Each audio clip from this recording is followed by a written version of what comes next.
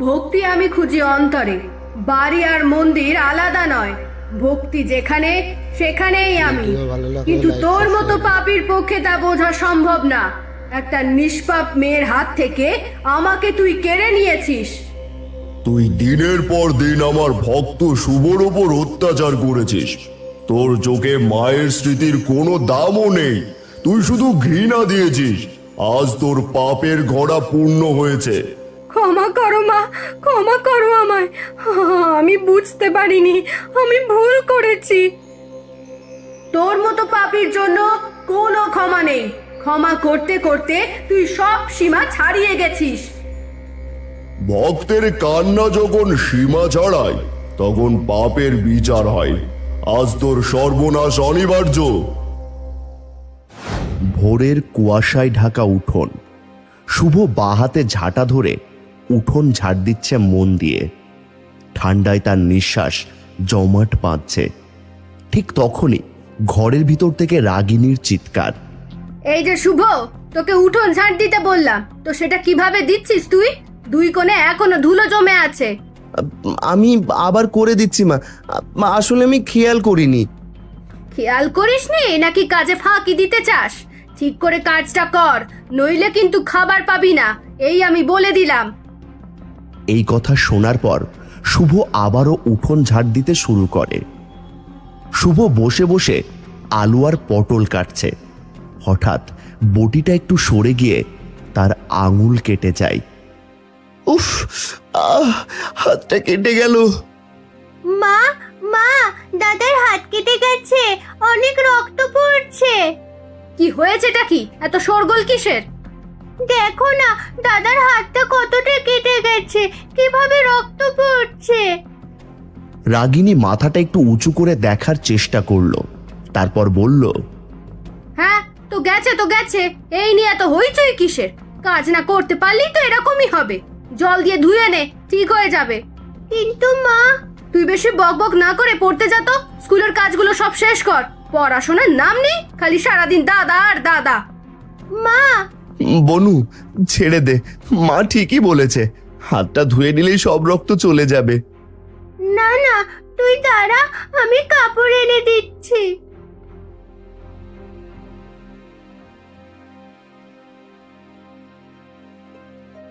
তুই পড়তে যা রেনু, নইলে মা তোকে আবার বকা দেবে। না, আমি এখানেই থাকবো। তোর হাতে কতটা কেটে গেল বলতো? আমি ঠিক আছি রে, তুই যা, গিয়ে পড়তে বস, আমার আর হাতে ব্যথা নেই। শুভ বসে আলু পটল কাটছে, হাতে কাপড় বাঁধা। তার চোখের সামনে স্মৃতি এসে পড়ে। ইস, আমিও যদি বোনের মতো পড়তে পারতাম তাহলে কত ভালো হতো। মা যখন ছিল, বাবা তো তখন আমাকে স্কুলেও ভর্তি করিয়েছিল, কিন্তু এখন এখন তো কেউ জিজ্ঞেসও করে না আমি পড়তে চাই কিনা। ঘরের ভিতরে খাওয়া দাওয়া চলছে। পাতে ইলিশ মাছ, ডিমের ঝোল আর মুগ ডাল। রাগিনী রেনুর পাতে বড় মাছ তুলে দিচ্ছে। এই নে রেনু মা, তোকে বড়টা দিলাম। মা, তুমি তো রোজই বড় মাছটা হয় আমাকে দাও, নইলে বাবাকে। দাদাকে তো কখনো মাছই দাও না, আজকে আমি মাছটা দাদাকে দিই। এই না, একদম না। তোকে যা খেতে দিয়েছি তা তুই চুপচাপ খা, বেশি পাকামো করতে হবে না। এই বলে রাগিনী রেনুকে তাড়াতাড়ি খাইয়ে দেয়, তারপর নিজেরাও খেতে বসে যায়। সবাই খেয়ে উঠে যায়। শুভ তখন থালা হাতে নিয়ে দেখে অল্প কিছু খাবার পড়ে আছে, ভাতও প্রায় শেষ হয়ে গেছে। রোজের মতো আজকেও তো খাবার তেমন নেই, কি করি এবার? তখনই রাগিনী ঘরের দিকে যেতে যেতে বলে, মাছ শেষ হয়ে গেছে শুভ, যা আছে তাই খেয়ে নে। আর বেশি ঘ্যান ঘ্যান না করে তাড়াতাড়ি খেয়ে বাসনগুলো মেজে নিস। আমি একটু ঘুমাতে যাচ্ছি, বিরক্ত করবি না আমাকে। শুভ নিঃশব্দে খাবার থালাটা নিয়ে বসে পড়ে। হাতের ব্যথাটা যেন মাঝে মধ্যে বেড়ে যাচ্ছে। একটু একটু করে ভাত আর তরকারি মুখে নেয়, যেন জোর করে গিলে নিচ্ছে। শুভর কপাল রোজ যেমন কাটে তেমনই সেদিনটাও কেটে গেল। সেদিন সন্ধ্যায় শুভ নিজের ঘরে বসে আছে। কিছুক্ষণ পর এসে উঠে গিয়ে তার টেবিলের নিচে ড্রয়ার থেকে একটা বাক্স বের করলো। বের করে বাক্সটাকে প্রণাম করলো, তারপর চারিদিকে তাকালো। না, এখানে কেউ নেই। আমি বরং খাবারটা এখন দিয়ে দিই, কেউ দেখতে পারবে না। তারপর শুভ বাক্সটা খুলল আর বাক্সের ভেতর থেকে কাঠের জগন্নাথ মূর্তি বের করে সেটাকে প্রণাম করল। তুমি রাগ করো না, তোমাকে এই বাক্সের মধ্যে রাখি বলে আমার খারাপ লাগে, কিন্তু কি করব বলো? নতুন মা তোমাকে দেখলে আমার কাছে আর থাকতে দেবে না। আমার মায়ের সব জিনিসই তো ফেলে দিয়েছে, তোমাকেও হয়তো। এই জগন্নাথ দেবের মূর্তিটা শুভর মা তাকে দিয়েছিল, আর তার মা তাকে জগন্নাথ দেবের গল্পও শুনিয়েছিলেন। তারপর থেকে শুকুর জগন্নাথ দেবের প্রতি অনেকখানি শ্রদ্ধা, আর মায়ের শেষ স্মৃতি হিসেবে এটাই রয়ে গেছে তার কাছে। আজকে তোমাকে খেতে দিতে অনেকটা দেরি হয়ে গেল, অনেক কাজ ছিল তো, তাই তোমার খুব খিদে পেয়েছে, তাই না? এই বলে শুভ তার জামার খুঁট থেকে একটা ভাঙা মিষ্টির টুকরো বের করলো আর জগন্নাথ দেবকে দিল। এই নাও, খেয়ে নাও। পরের দিন সকালে রাগিনী ভাত নামিয়েছে সবে, আর অন্য তরকারিও নামিয়েছে। এমন সময় উঠোন থেকে রেনু ডাক দেয় স্কুল থেকে ফিরে। সেই শুনে রাগিনী উঠোনের দিকে যায়। শুভ রান্নাঘরে ঢুকে পড়ে। এই তো মা নেই, এই সুযোগে আমি বরং জগন্নাথ দেবের জন্য একটু একটু করে খাবার সরিয়ে নিই। শুভ সমস্ত খাবার একটু একটু করে নিয়ে নিজের হাতে জড়ো করে। তারপর এক ছুটে রান্নাঘর থেকে বেরিয়ে যায় ঘরের দিকে। ঘরে গিয়ে দরজাটা ভিজিয়ে দেয়। আবারও কাঠের বাক্স খুলে জগন্নাথ দেবের মূর্তিটা বের করে। আমি তো খুব ছোট, তাই তোমাকে এইভাবে লুকিয়ে খাবার দিতে হয়। আমার নিজের খাবারের থেকেই তোমাকে দিই, তুমি কিন্তু খেয়ে নিও। এ কি, এখান থেকে মনে হচ্ছে কেউ যেন ভাত তুলেছে, কিন্তু কেউই তো নেই এখানে। ওই আপদটা কোথায়? ওকে তো দেখছি না, নিশ্চয়ই এটা ওর কাজ। শুভ, এই শুভ, কোথায় গেলি? এদিকে আয় তাড়াতাড়ি। ঘরে থাকা শুভর কানে আওয়াজটা পৌঁছায়। সে তাড়াতাড়ি করে আবার জগন্নাথ দেবকে ওই কাঠের বাক্সের ভেতর ঢুকিয়ে দেয়, আর নিজের হাতটা তাড়াতাড়ি করে জানলা দিয়ে ধুয়ে নেয়। কে রে, কোথায় গেলি? শুভ, এ কি, তুই এখানে কি করছিস? আর ভাত কই? ভাত? কিসের ভাত? আমি জানি না তো মা। তুই ছাড়া এরকম খাবলে হাড়ি থেকে ভাত নেওয়ার মতো এই বাড়িতে আর কেউ নেই। সত্যি করে বল, নইলে কিন্তু ভীষণ মার খাবি এবার। আমি সত্যি জানি না মা। নেহাত হাতে প্রমাণ নেই, তাই কিছু বলছি না। যেদিন প্রমাণ পাবো তোর কপালে দুঃখ আছে, এই বলে দিলাম আমি। এইবারের মতো বেঁচে গেলাম। রোজকার মতো সেদিনও শুভ সারাদিন চুপচাপ কাজ করে গেল। তবে প্রতিদিন দুপুরবেলা রান্নাঘর থেকে সবার আগে খাবার একটু করে তুলে রাখে, যাতে জগন্নাথ দেব খেতে পারেন। তারপর সবাই খাওয়ার পর শুভ নিজের খাবার খায়। সন্ধেবেলায় কখনো মিষ্টি, কখনো বাতাসা নিয়ে আসে তার ছোট কাঠের বাক্সে রাখা জগন্নাথ দেবের জন্য। সেদিন সন্ধ্যাতেও শুভ চুপচাপ নিজের ঘরের দরজা ভিজিয়ে কাঠের বাক্সটা খুলে জগন্নাথ দেবের ছোট কাঠের মূর্তিটা বের করে। বাতাসার একটা টুকরো বের করে সামনে রাখে, আর দুই হাতে প্রণাম করে বলে, এই নাও, আজকে ওর তেমন কিছু জোগাড় করতে পারিনি, কালকে মিষ্টি আনবো ঠিক করেছি। সামনে রথযাত্রা আসছে, তোমাকে আমি খুব সুন্দর করে সাজাবো, দেখো। কিন্তু রথটা কোথায় পাবো সেটাই ভাবছি। তারপর সে মূর্তিটাকে আলতো করে আবার সেই কাঠের বাক্সে রেখে দেয়। ঘর থেকে বেরোতেই রেনু ছুটে এসে টেনে ধরে শুভর হাত। দাদা চল না, তোকে একটা জিনিস দেখাবো। রেনু শুভকে নিয়ে যায় নিজের ঘরে। শুভ ঘরের কোণে বসতেই রেনু একটা পুরনো কাপড়ে মোড়া কিছু একটা বের করে। এটা কি বনু? তুই বস না চুপ করে, আমি এখনই দেখাচ্ছি। রেনু কাপড়টা খুলতেই দেখা যায় একটা ছোট্ট মা কালীর মূর্তি। এই দেখ দাদা। এটা তুই কোথায় পেলি বনু? আর এইভাবে লুকিয়ে রেখেছিস কেন? এইটা আমি আজ থেকে 1 বছর আগে পেয়েছিলাম রে। 1 বছর ধরে লুকিয়ে রেখেছিলাম, আজকে মনে হলো তোকে দেখাই। একদিন স্কুল থেকে ফিরছিলাম, তখন আমার সোনার কানের দুলটা হারিয়ে গেছিল। সেটাই খুঁজতে খুঁজতে এই মূর্তিটা পেয়েছিলাম। আর অবাক কাণ্ড, কানের দুলটা ছিল ঠিক এই মূর্তিটার ওপরেই। তা না হয় বুঝলাম, কিন্তু এটাকে লুকিয়ে রেখেছিস কেন? আর বলিস না, মা সবসময় বলে বাড়িতে মা কালীর মূর্তি রাখা যাবে না। মা নাকি মন্দিরে থাকে, অনেক নিয়ম আছে। মা যদি জেনে যায় আমার কাছেই মূর্তি আছে, তাহলে হয় এটা বিসর্জন দিয়ে দেবে, না হলে নিয়ে গিয়ে মন্দিরে দিয়ে আসবে। কিন্তু আমি মাকে যেভাবেই হোক আমার কাছেই রাখতে চাই, তাই মাকে বলিনি, লুকিয়ে রাখি। রেনুর কথা শুনে শুভ কিছুক্ষণ চুপ করে রইল। তার চোখের সামনে ভেসে উঠল নিজের কাঠের বাক্সের ভেতর লুকিয়ে রাখা সেই ছোট্ট প্রিয় মুখটা, তার মায়ের দেওয়া জগন্নাথ দেবের মূর্তি। শুভ মনে মনে বলে উঠল, আমাকেও তো জগন্নাথ দেবকে লুকিয়ে রাখতে হচ্ছে, ভগবানকে কি সত্যিই লুকিয়ে রাখা যায়? পরের দিন দুপুরবেলায় রাগিনী রান্নাঘর থেকে বেরিয়ে যাওয়ার পর শুভ চুপচাপ রান্নাঘরে ঢুকে পড়ে। হাঁড়ির মুখ খুলে একটু ভাত তুলে নেয় হাতে, আর 1 চামচ মুসুর ডালের সঙ্গে একটুখানি সবজি মুঠো করে ধরে বেরিয়ে আসতে যাবে, ঠিক তখনই রান্নাঘরের দরজায় রাগিনীর গলা শুনতে পাই। এ কি, তুই এখন রান্নাঘরে কি করছিস? শুভ চমকে যায়, মুঠোটা শক্ত করে লুকোতে চায় পেছনে। হাতে কি রে তোর? না মা, কিছু না। রাগিনী তখন জোর করে শুভর মুঠোটা খুলে দিতে যায়। শুভ বাধা দেওয়ার আগেই হাত থেকে ভাত আর তরকারি নিচে পড়ে যায়। তার মানে তুই প্রতিদিন চুরি করিস? কালও বারবার মিথ্যা কথা বলে গেলি, আজকে হাতে নাতে ধরা পড়লি তো? আজকে তোর একদিন, নয়তো আমার একদিন। চল বাইরে, আজকে তোর খাওয়া বন্ধ। রোজ দুবেলা খাবার দেওয়ার পরেও তুই চুরি করছিস? দেখ না খেয়ে থাকতে কেমন লাগে। সারাদিন তাকে কিছু খেতে দেয় না রাগিনী, তার উপর কাজের পরিমাণও বেড়ে যায় 3 গুণ।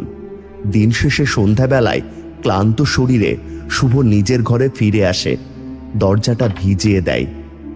তোমাকে আজকে সারাদিন কিছু খেতে দিতে পারলাম না, কালকে তো রথ, আমি তোমাকে সাজাবো কি করে? কিছু করার নেই, আমি বরং নতুন করে মাকে গিয়ে বলি রথের কথা। বকা দেবে ঠিকই, কিন্তু কিনেও তো দিতে পারে।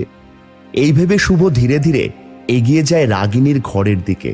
গিয়ে দেখে রাগিনী রেনুকে একটা নতুন রথ কিনে দিয়েছে। রেনু সেই রথটা দেখে খুব খুশি হয়ে লাফাচ্ছে। মা, তুমি আমাকে কালকে রথটা সাজিয়ে দেবে তো? হ্যাঁ রে মা, সাজিয়ে দেব। শুভই সব দূর থেকে দরজার কাছে দাঁড়িয়ে দেখছিল। হঠাৎ রেনু দেখে শুভ দরজার আড়ালে দাঁড়িয়ে। দাদা, এই দেখ, মা রথ কিনে এনেছে আমাদের জন্য। এটা শুধু তোর জন্য কিনে এনেছি, ওর জন্য নয়। আমি যদি দেখি এই রথে ও হাত দিয়েছে, তাহলে এক্ষুনি গিয়ে এটা দোকানে ফেরত দিয়ে আসবো। মা, তুমি এরকম করে বলছো কেন? দাদা রথ টানবে না? না, টানবে না। এই যে এখানে দাঁড়িয়ে হাঁ করে কি দেখছিস? বোনের রথের দিকে নজর না দিয়ে যে কাজগুলো বাকি আছে সেগুলো শেষ কর, বুঝলি? রাগিনীর কথা শুনে শুভর আর সাহস হলো না রাগিনীকে রথের কথা বলার। দাদা, তুই মন খারাপ করিস না, তোর রথ বানানোর জন্য জিনিস আমি ঠিক জোগাড় করে দেব। সেটা কিভাবে সম্ভব বনু? রথ তো কাঠ দিয়ে বানাতে হয়, আর কাঠের অনেক দাম। কাঠ, পেরেক, হাতুড়ি এসব দিয়ে কিভাবে বানাতে হয় সেটাও তো আমি জানি না। হ্যাঁ জানি, কাঠের অনেক দাম, কিন্তু আমি দেখছি কি ব্যবস্থা করা যায়। সেদিন রাত্রে শুভ ঘুমিয়ে পড়েছিল পরিশ্রমে ক্লান্ত হয়ে। হঠাৎ দরজায় টোকা পড়ল। শুভর ঘুমটা ভেঙে গেল। কে? কি হয়েছে বনু? এত রাত্রে তুই এখানে? চুপ কর, আস্তে কথা বল, না হলে মা উঠে পড়বে। এগুলো কি? এগুলো দিয়ে আমি কি করব? তুই বলেছিলি না রথ বানাবি, তাই এই জিনিসগুলো বাড়িতে এমনি পড়েছিল, মা কদিন পরে ফেলে দিত, তাই আমি লুকিয়ে আনলাম এগুলো। জানি এগুলো দিয়ে শক্ত রথ হবে না, কিন্তু কাজ চলে যাবে। আমি এখন যাই, মা টের পেলে খুব বকা দেবে। রাতভর সে কাগজ পিচবোর্ড দিয়ে রথ তৈরি করতে থাকে। একটু একটু করে গুছিয়ে সে একখানা ছোট্ট কিন্তু সুন্দর রথ বানায়। এই যে লাট সাহেব, আপনার ঘুম কি আর ভাঙবে না?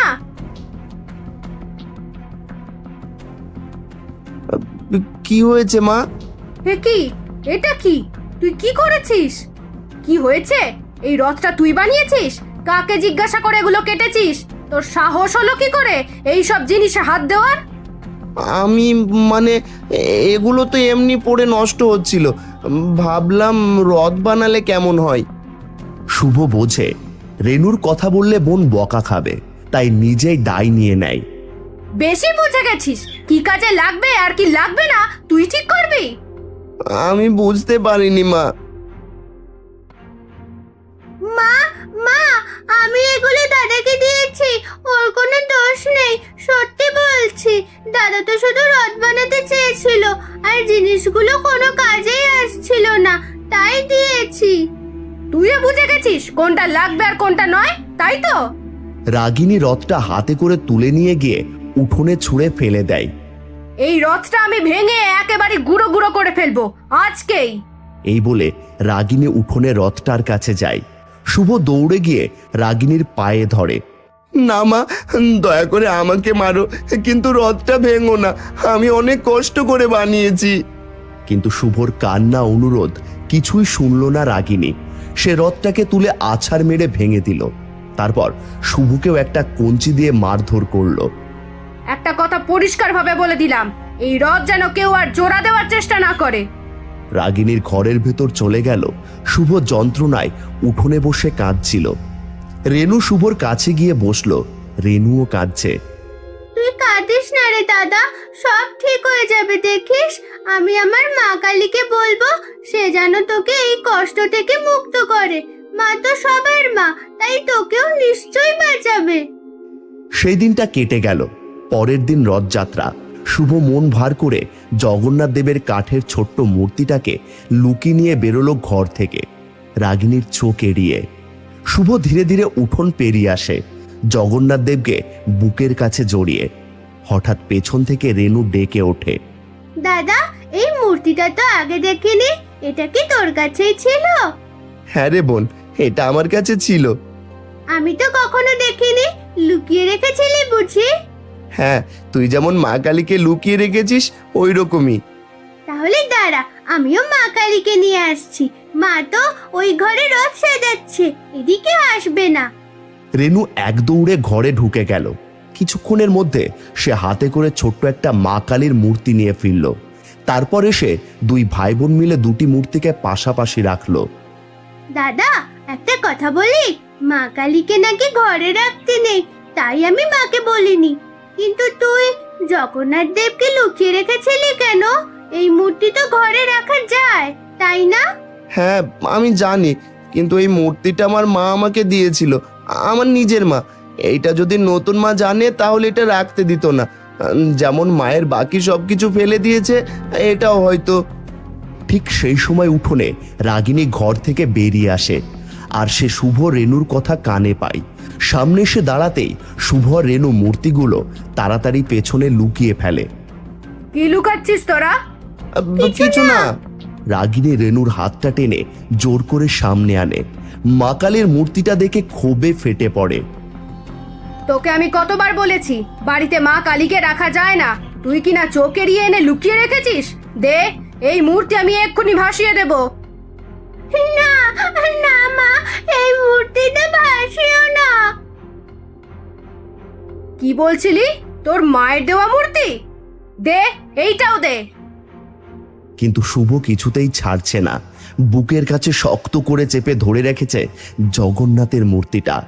রাগিনী মেজাজ হারিয়ে বকতে বকতে শুভকে টেনে হিঁচড়ে পুকুরের দিকে নিয়ে যায়।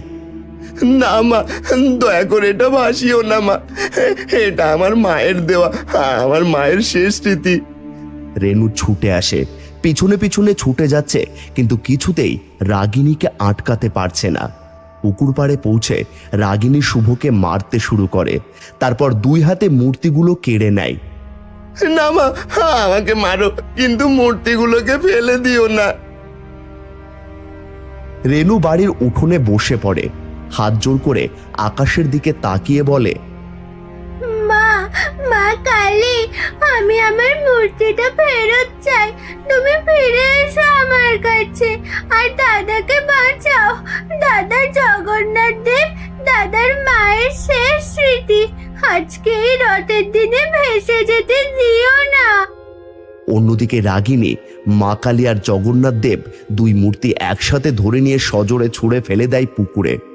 মূর্তিগুলো জলে পড়ে না, হাওয়ায় এক ঘূর্ণি উঠে আসে, আর মুহূর্তের মধ্যে দুই মূর্তি জল ছোঁয়ার আগেই উঠে যায় আকাশের দিকে। শুভ হাঁটু গেড়ে বসে পড়ে, দুই হাত জোর করে চোখ বন্ধ করে। তারা মিলিত হয়ে এক অলৌকিক আলোয় আকাশে ফুটে উঠলেন একসাথে, এক ভয়ঙ্কর রুদ্র রূপে। জগন্নাথের পাশে দাঁড়িয়ে এক হাতে খড়গ, এক হাতে রক্ত ভরা খাড়া। রাগিনী, ভক্তি আমি খুঁজি অন্তরে, বাড়ি আর মন্দির আলাদা নয়। ভক্তি যেখানে সেখানেই আমি, কিন্তু তোর মতো পাপীর পক্ষে তা বোঝা সম্ভব না। একটা নিষ্পাপ মেয়ের হাত থেকে আমাকে তুই কেড়ে নিয়েছিস। তুই দিনের পর দিন আমার ভক্ত শুভর ওপর অত্যাচার করেছিস। তোর চোখে মায়ের স্মৃতির কোনো দামও নেই, তুই শুধু ঘৃণা দিয়েছিস। আজ তোর পাপের ঘোড়া পূর্ণ হয়েছে। রাগিনী সেই দৃশ্য দেখে মাটিতে বসে পড়ে, দেহ কাঁপতে থাকে, মুখ শুকিয়ে যায়। ক্ষমা করো মা, ক্ষমা করো আমায়। আমি বুঝতে পারিনি, আমি ভুল করেছি। তোর মতো পাপীর জন্য কোনো ক্ষমা